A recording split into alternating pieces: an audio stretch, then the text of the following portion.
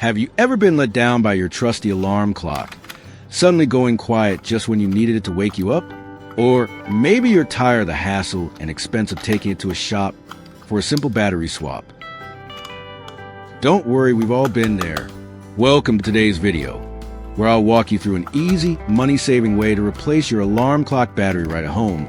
No fuss, no stress. In just a few minutes, with a couple of simple tools, you'll have your clock ticking perfectly again. Ready to give it a try? Grab a cup of coffee, press play, and let's get started. Be sure to like, subscribe, and leave a comment to share how it worked for you. This clock has stopped working because the battery ran out. If you don't have a spare battery or you've run out of the right kind, try this trick of mine. These are all the old batteries I've used, and not a single one still works.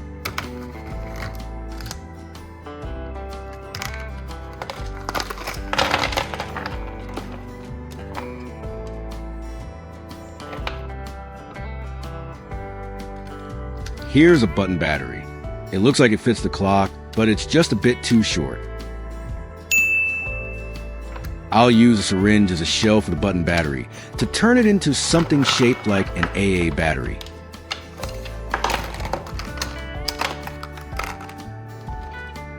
I will try measuring their voltage.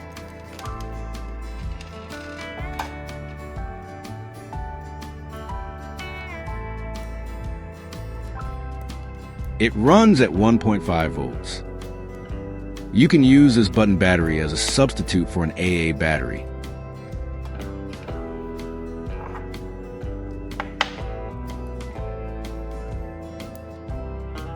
These batteries are totally dead.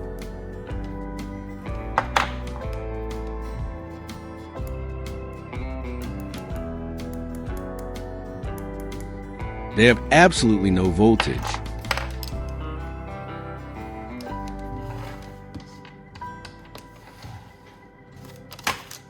Here are two types of syringes I'm using. The first one is too large for the button cell. The second one looks like it fits better. This syringe is for creating the casing for the button cell.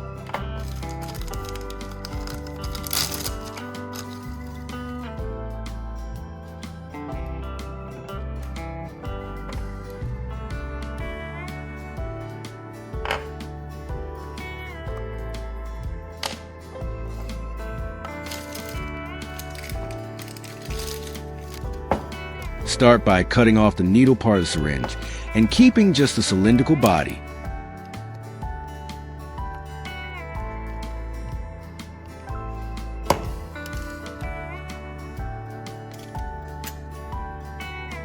Then, carefully cut the syringe body to the right size so that it can securely hold the button battery inside.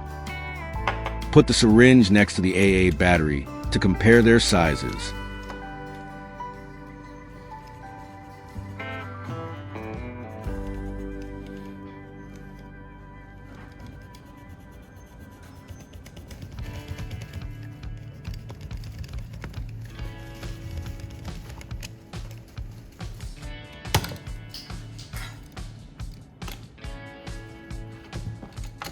Take some sandpaper or a small file and carefully smooth the cut edge, making sure it's even and safe to handle.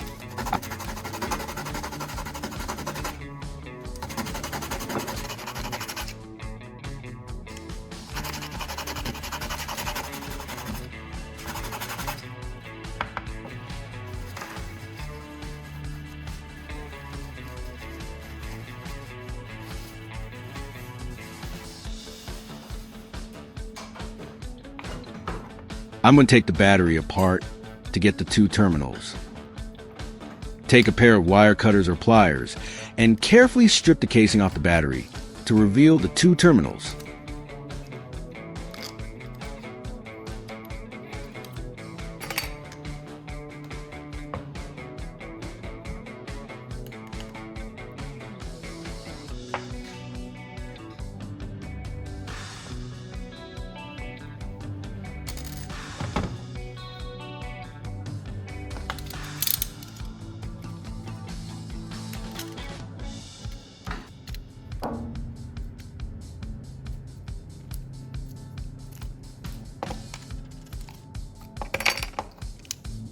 I'll use this rivet to connect the button cell to the other terminal and transfer the current. Check the rivet size to make sure it fits the syringe. Then trim off any excess part of the rivet.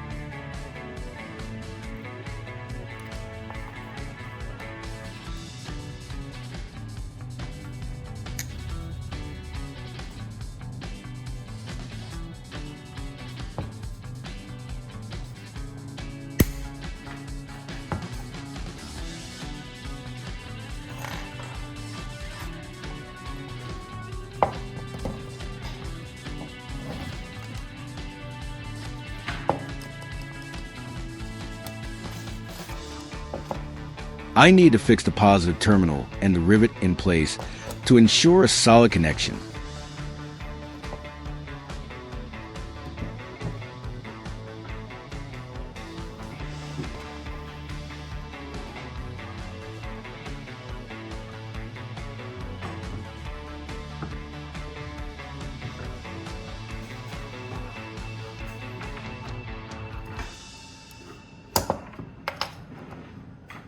Apply some solder to connection to make it easier to connect with other parts. Make sure to apply some flux here before soldering to help the connection stick better. Once you applied the flux, heat the soldering iron and melt some solder onto connection, making sure it covers the terminal and rivet completely. Allow it to cool and solidify.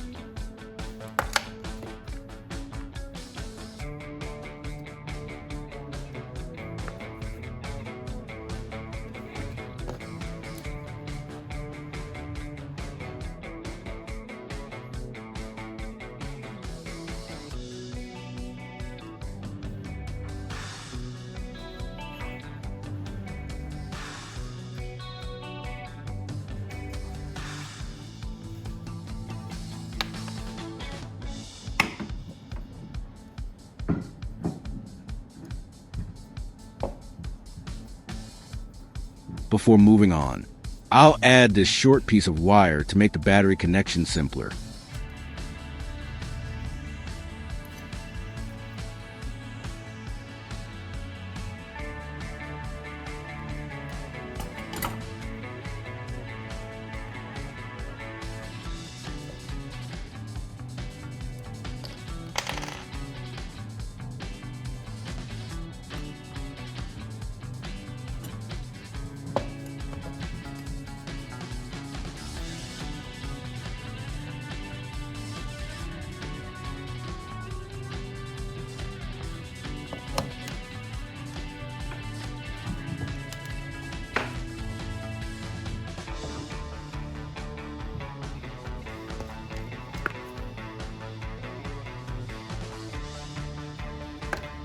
Solder a piece of copper wire to the metal part and extend it out to act as a negative terminal.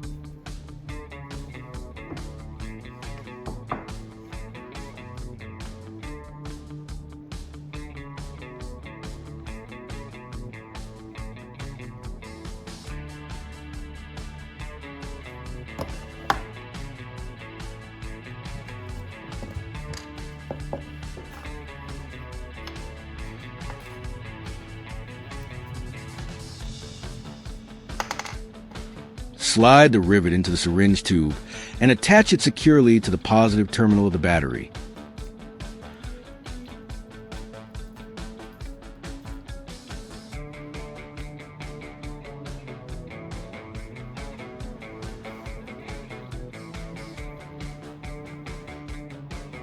Use solder to firmly connect the rivet to the battery terminal, ensuring good electrical conductivity.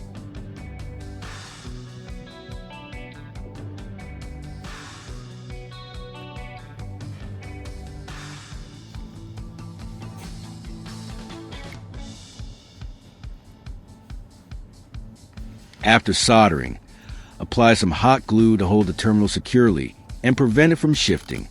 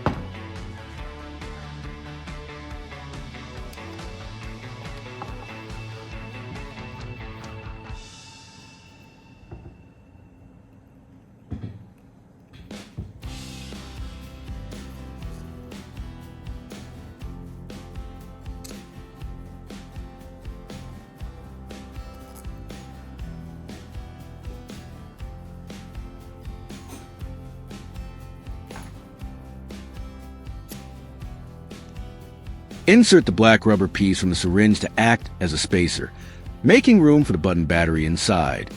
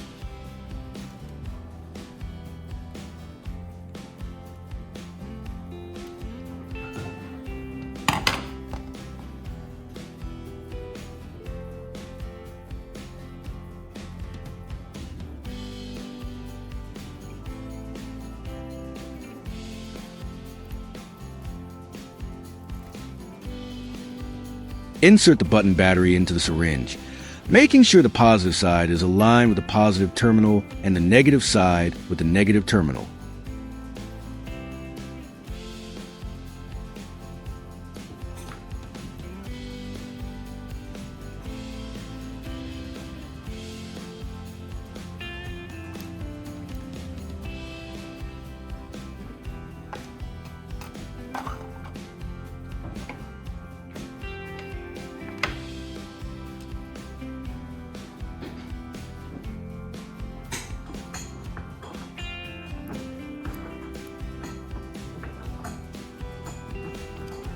Apply some hot glue to firmly hold everything. Then attach the metal part for the negative terminal to complete the connection.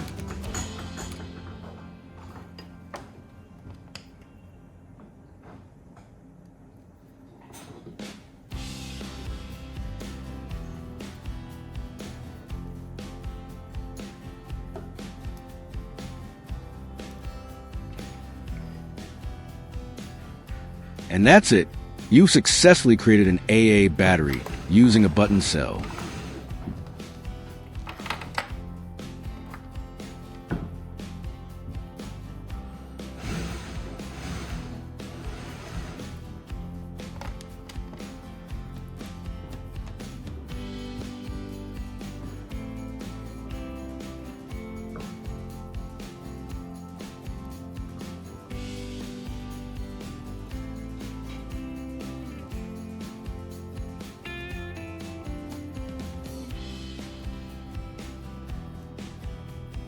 It's a simple yet effective solution for when you're in a pinch. Now it's time to test it. Place the DIY battery into clock, just like you would with a regular AA battery.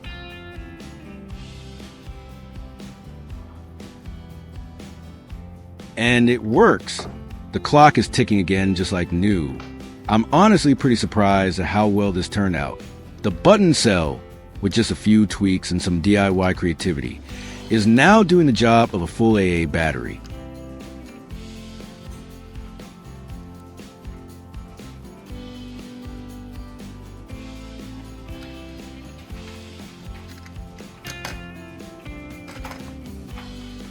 Not bad for something that was lying around and used. I'll test it with a computer mouse to see if the DIY battery works as expected. If everything goes well, you'll see your device come to life, and you've successfully brought a simple DIY solution to life. Thanks for watching.